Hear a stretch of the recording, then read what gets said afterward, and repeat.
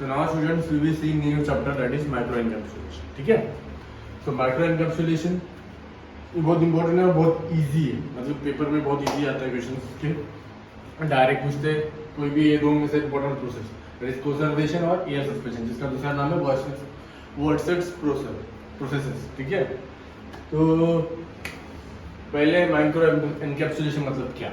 Micro encapsulation मतलब क्या कि जब कोई कोर मटेरियल, मतलब इन द सेंस मैं आपको बोलूँ तो आप जैसे पेंटिंग करते हैं घर का, पेंटिंग में क्या होता है हमारा घर के जो प्लास्टर्स रहते हैं उसके ऊपर कोई कोट लगा रहे हैं तो उससे क्या हो रहा है, प्रिवेंट हो जाएगा हमारा अंदर का मटेरियल.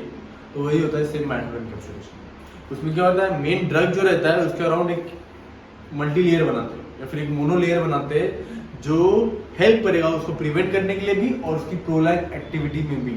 तो उसे बोलते हैं माइक्रो एनकैप्सुलेशन. माइक्रो एनकैप्सुलेशन में आपको दो चीज याद रखना है, core material and coating material. Core material and coating material, मतलब कोर जो रहेगा उसके ऊपर जो कोट होगा वो कोटिंग मटेरियल होगा. समझ में आया? तो इसके कोर मटेरियल देखो और ये शेल.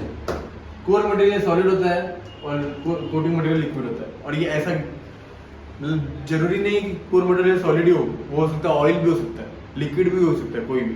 तो एक ऐसा कंफर्मेशन नहीं है दैट इज सॉलिड है. ठीक है, अभी इसमें माइक्रो एनकैप्सुलेशन में तीन प्रोसेस ज्यादा करके होते हैं. Mononuclear formation. मोनोन्यूक्लियर फॉर्मेशन मतलब एक न्यूक्लियर फॉर्मेशन होता है, इसको बोलते हैं mononuclear formation. Then polynuclear. Polynuclear मतलब बहुत सारे न्यूक्लियस के अंदर एक बड़ा सा लेयर रहेगा, उसे बोलेंगे पॉलीन्यूक्लियर.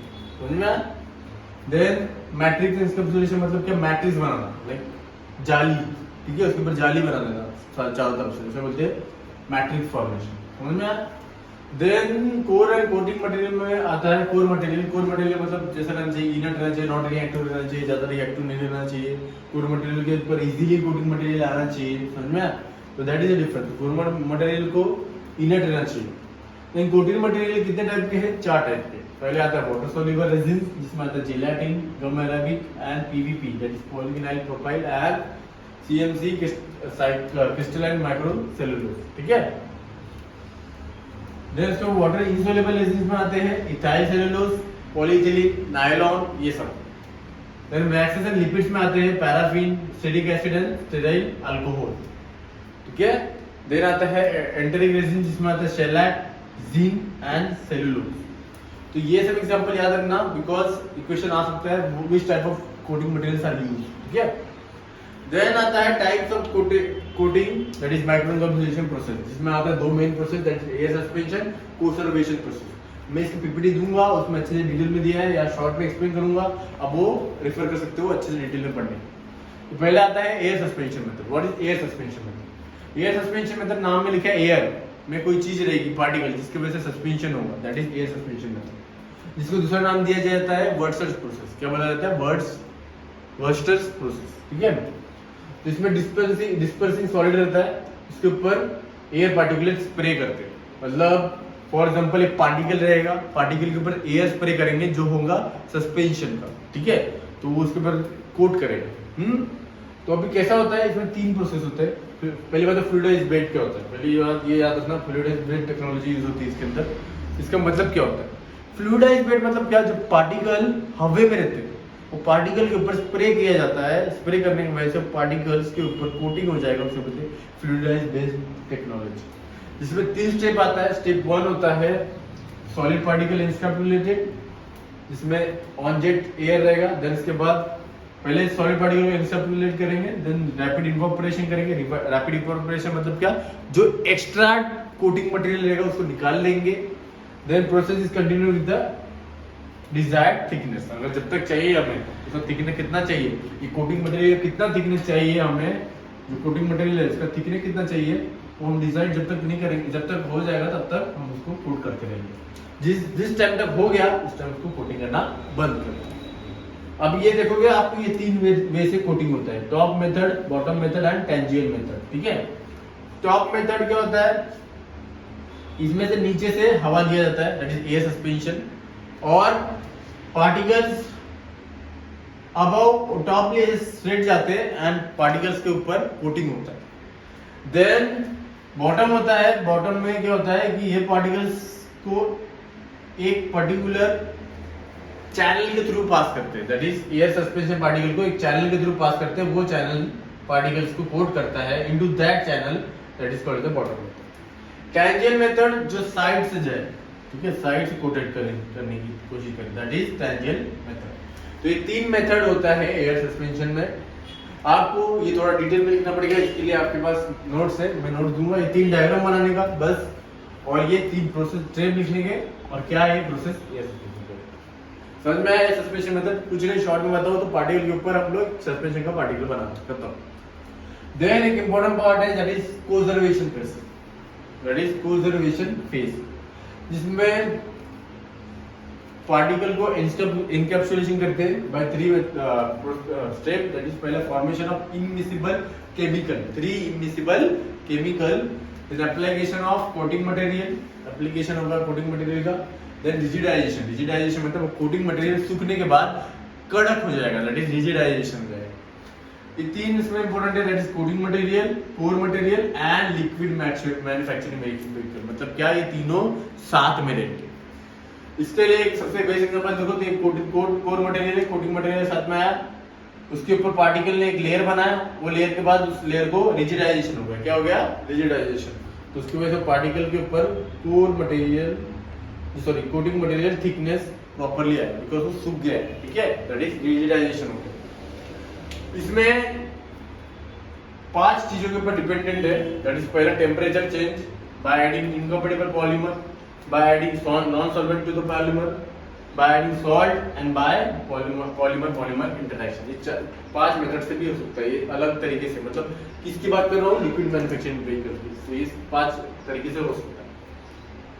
तो फर्स्ट आता है टेम्परेचर चेंज। टेम्परेचर चेंज मतलब क्या?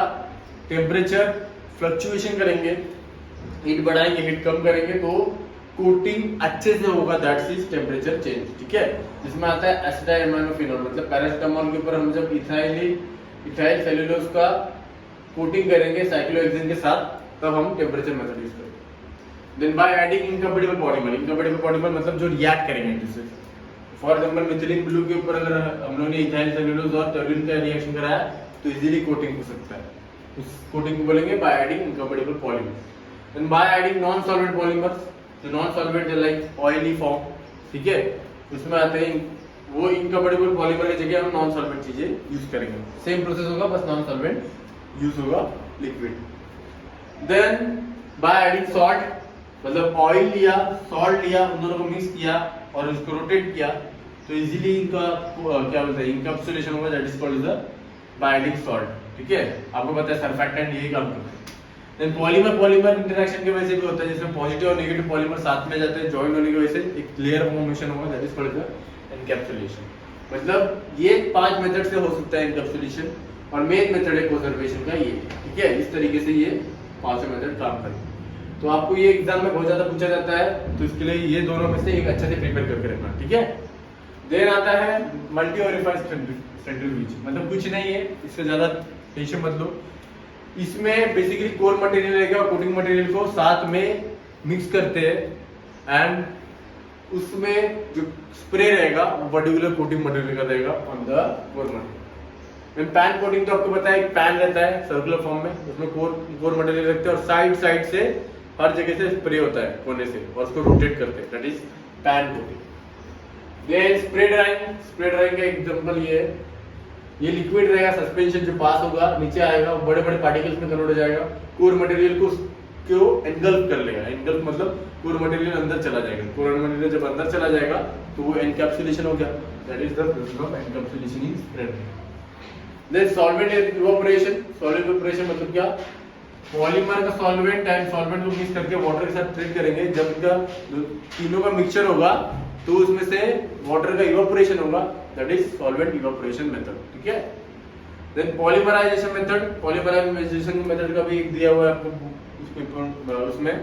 पहले पॉलीमराइजेशन मेथड में क्या होता है, ड्रग, फिर मोनोमर के साथ एक क्रॉस लिंक मोनोमर रहेगा, दोनों को ज्वाइन करते हैं, ज्वाइन करने के बाद प्रिपरेशन ऑफ पॉलीमराइजेशन होता है, पहला स्टेप होता है पॉलीमराइजेशन का, जिसमें अल्कोहल ऐड करते हैं।